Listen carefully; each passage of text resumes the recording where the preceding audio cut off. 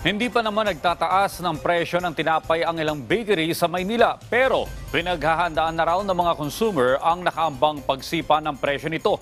May live report si Bien Manalo.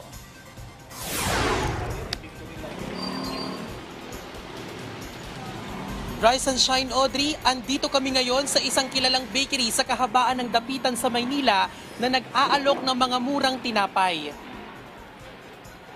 Hindi na mawawala sa hapagkainan ng mga Pinoy ang tinapay. Marami sa atin, mapabata o matanda, ay all-time favorite snack ang tinapay. Kaya ang ilang mamimili, tanggap naman na ang napapabalitang nakaambang pagtaas sa presyo ng ilang tinapay. Okay lang para sa akin kasi halos lahat ngayon ay nagtataasan na. Unang-una yung gasolina, yung mga diesel, kagaya na sa tinapay, yung mga sangkap ng tinapay, yung harina, itlog, asukal, yan, nagtataasan sila lahat. Kaya okay lang para sa akin. Pero dito sa isang bakery sa Maynila ay hindi pa naman daw sila nagtataas ng presyo. Ang presyo ng pandired at pandiube naglalaro sa 21 pesos.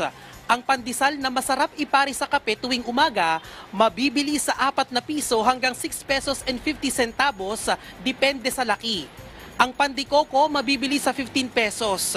Ang ensaymada mabibili sa halagang 40 pesos, gayon din ang Spanish bread na 40 pesos per 5 pieces.